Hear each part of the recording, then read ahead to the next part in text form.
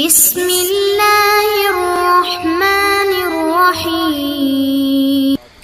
اللہ تبارک و تعالیٰ نے قرآن مجید فرقان حمید کی سورہ بقرہ کے اندر ارشاد فرمایا الذین ینقضون عہد اللہ من بعد میثاقہ، فرمایا وہ لوگ جو اللہ کا عہد توڑتے ہیں پکا کرنے کے بعد، وَيَقْطَعُونَ مَا أَمَرَ اللَّهُ بِهِ أَن يُوصَلَ، اور اس کو توڑتے ہیں جسے اللہ نے جوڑنے کا حکم دیا ہے،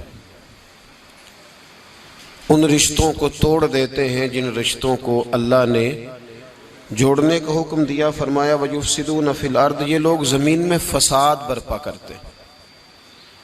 اولئک هم الخاسرون، یہی لوگ ہیں جو نقصان میں ہیں، گھاٹے میں ہیں، خسارے میں۔ انسان کو اللہ تبارک و تعالیٰ نے ماں باپ کے وسیلے سے دنیا میں بھیجا ہے۔ انسان کے بہت سارے رشتے ہوتے ہیں، اس کا رشتہ اس کے بھائی کے ساتھ، اس کی بہن کے ساتھ، ماں باپ کے ساتھ، بیٹے اور بیٹی کے ساتھ، بیوی کے ساتھ اور بیوی کا اپنے شوہر کے ساتھ۔ پھر اس سے آگے اللہ تبارک و تعالیٰ نے کچھ رشتے بنائے ہیں، ماں کے رشتہ دار ہیں، باپ کے رشتہ دار ہیں۔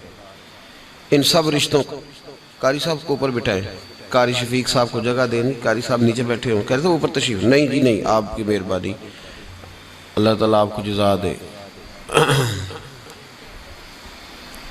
تو میرے بھائی، اللہ تبارک و تعالیٰ نے رشتوں کو اہمیت دی اور بہت سارے رشتے رب تبارک و تعالیٰ نے بنائے۔ ہمارے ہاں یہ ہوتا ہے کہ رشتوں کو ان کا اصل مقام نہیں ملتا، کچھ رشتے ایسے ہوتے ہیں جو نبھائے نہیں جاتے، کمزوری دکھائی جاتی ہے، بالخصوص جن لوگوں پر ضروری ہوتا ہے ان رشتوں کا نبھانا، وہ ان رشتوں میں سستی کرتے ہیں، کمزوری دکھاتے ہیں۔ اس میں کوئی شک نہیں کہ میاں بیوی کا رشتہ بڑا مستحکم رشتہ ہے۔ قرآن مجید نے کہا ہن لباس لکم وانتم لباس لہن، تم ان کے لباس ہو، وہ تمہارا لباس ہے۔ مرد عورت کا لباس ہے، عورت مرد کا لباس ہے، اس میں کوئی شک نہیں کہ یہ بڑا مضبوط رشتہ ہے۔ اس رشتے کی بڑی خصوصیات ہے، نبی پاک صلی اللہ تعالیٰ علیہ وآلہ وسلم نے اس کی بڑی عظمت بیان کی، لیکن اس پہلو پر ضرور غور کیا جائے، اس پر ضرور توجہ کی جائے کہ نبی پاک صلی اللہ علیہ وسلم نے ہر رشتے کو اس کے اصل مقام پر رکھا ہے۔ ہر رشتے کو، میاں بیوی دیکھیں نا، ایک عورت سارا کچھ چھوڑ چھاڑ کے، اپنے ماں باپ بہن بھائی چھوڑ کے بظاہر پردیش میں آ کے بیٹھتی ہے خامن کی خاطر، اس کا بڑا حق ہے۔ اور نبی پاک علیہ السلام نے فرمایا تم میں سے بہتر وہ ہے جو اپنے گھر والوں کے لیے بہتر ہے۔ خیرکم خیرکم لأہلہ وانا خیرکم لأہلی، فرمایا تم میں سے بہتر وہ ہے جو اپنے گھر والوں کے لیے بہتر ہے، اور میں تم سب سے بڑھ کر اپنے گھر والوں کے لیے بہتر ہوں۔ اس میں شک نہیں، اس عورت کے حقوق ہیں، نبی پاک علیہ السلام نے اس کی وضاحت فرمائی، لیکن حضور نے رشتوں کا تعین کر کے بتایا۔ رشتوں کا مستدرک کے اندر حدیث ہے، رسول کریم صلی اللہ تعالیٰ علیہ وآلہ وسلم کی پیاری زوجہ حضرت عائشہ صدیقہ رضی اللہ تعالیٰ عنہ فرماتی ہیں نبی پاک کی بارگاہ میں عرض کیا گیا یا رسول اللہ صلی اللہ تعالیٰ علیہ وسلم ذرا ارشاد فرمائیے گا عورت پر سب سے زیادہ حق کس کا ہے؟ حضور ذرا بتلائیے گا عورت پر سب سے زیادہ حق کس کا ہے؟ تو یہ کسی مفتی کا قول نہیں، یہ کسی دانشور کی رائے نہیں، یہ اس محبوب کا قول ہے جنہیں اللہ تبارک و تعالیٰ نے دنیا میں راحت اور آرام دینے کے لیے مبعوث فرمایا ہے۔ یا رسول اللہ صلی اللہ علیہ وسلم عورت پر سب سے زیادہ حق کس کا ہے؟ تو حضور نے فرمایا اس کے خامن کا۔ اسی مجلس میں، اسی محفل میں وہ شخص اٹھ کے نہیں گیا، وہی شخص حضور سے سوال کرنے لگا حضور تو مرد پر حق کس کا زیادہ ہے؟ عورت پر تو میں نے پوچھ لیا، نیا شخص نہیں آیا، نیا آدمی نہیں آیا۔ اسی نے اسی مقام پر اسی جگہ کھڑے ہو کے سوال کیا کہ یا رسول اللہ صلی اللہ علیہ وسلم اب یہ بھی ارشاد فرما دیجئے کہ مرد پر سب سے زیادہ حق کس کا ہے؟ نبی پاک نے فرمایا اس کی ماں کا۔ عورت پر سب سے زیادہ حق کس کا ہے؟ اس کے شوہر کا۔ اور مرد پر سب سے زیادہ حق کس کا ہے؟ اس کی ماں کا۔ یہ حقوق، یہ تعین ہے جو نبی پاک صلی اللہ علیہ وسلم نے کر کے دیا۔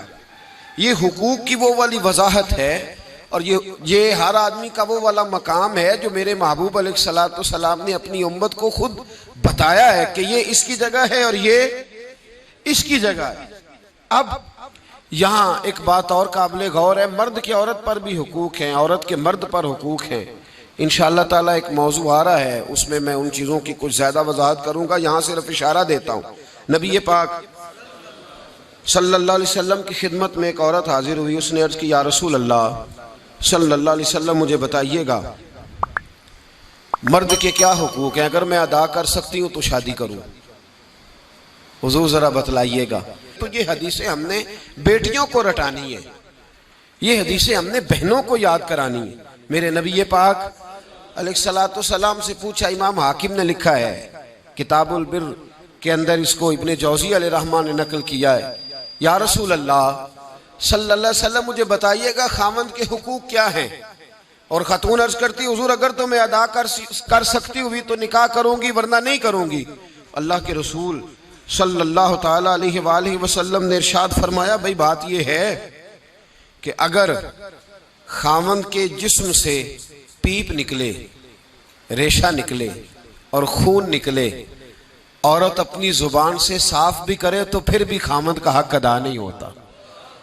اور نبی پاک صلی اللہ علیہ وسلم نے وضاحت کر دی، کسی جگہ آپ کو نہیں ملے گا کہ اللہ کے محبوب نے فرمایا ہو کہ میں اگر سجدہ جائز ہوتا تو میں لوگوں سے کہتا مجھے کرو، یہ کہیں نہیں فرمایا۔ حالانکہ امام الانبیاء ہیں، محبوب اس حدیث میں فرمانے لگے سنو، اگر خدا کے علاوہ کسی کو سجدہ جائز ہوتا تو میں عورت کو کہتا کہ اپنے خامند کو سجدہ کرے، میں کہتا عورت کو کہ وہ اپنے خامند کو سجدہ کرے۔ تو نبی پاک صلی اللہ علیہ وسلم نے وضاحت کر دی، فرمایا کہ اگر تو یہ والے حق تو ادا کر سکتی ہے تو نکاح کر۔ وہ خاتون بڑی سمجھدار تھی، فوراً بولو ٹھیک ہے، لگی حضور میں نہیں حق ادا کر سکتی لہٰذا میں نکاح نہیں کروں گی۔ میرے عزیز، عورت کو ذمہ داری سونپی۔ پھر میرے نبی پاک صلی اللہ تعالیٰ علیہ وسلم نے مرد کے لیے بھی ان حقوق کا تعین فرمایا، اور اللہ کے رسول صلی اللہ تعالیٰ علیہ وسلم سے جب پوچھا گیا کہ یا رسول اللہ صلی اللہ علیہ وسلم عورت کے حقوق کیا ہیں، نبی پاک صلی اللہ تعالیٰ علیہ وسلم سے پوچھا گیا کہ یا رسول اللہ صلی اللہ علیہ وسلم عورت کا حق کیا ہے، تو نبی پاک نے فرمایا جیسا خود کھاؤ ویسا اسے بھی کھلاؤ، جیسا خود پہنو ویسا اسے بھی پہناؤ۔ اور حضور علیہ الصلوۃ والسلام نے فرمایا کبھی بھی عورت کے چہرے پر نہ مارنا، کبھی بھی اس کے ساتھ بغض نہ رکھنا، اسے کبھی بھی تکلیف نہ دینا، اور اسے اگر چھوڑنا ہوا تو اپنے گھر کے اندر چھوڑنا، یعنی اگر کچھ لمحے کے لیے ناراض ہونا ہوا تو اپنی ہی چھت کے نیچے، نکالنا نہ، بھیجنا نہ، رسوائی ہوتی ہے۔ جب وہ میکے جاتی ہے تو لوگ باتیں کرتے، اگر چھوڑنا ہوا تو اپنے ہی گھر میں چھوڑ لینا، کچھ لمحوں کو ناراض ہو لینا، کچھ ایسی بات کر لینا، لیکن جب اسے نکال دیتے ہو تو مسائل بن، جیسا خود کھاؤ ویسا اسے بھی، جی جیسا خود کھاؤ ویسا اسے بھی۔ تو نبی کریم سید عالم صلی اللہ تعالیٰ علیہ وآلہ وسلم نے اس بات کی وضاحت کر دی۔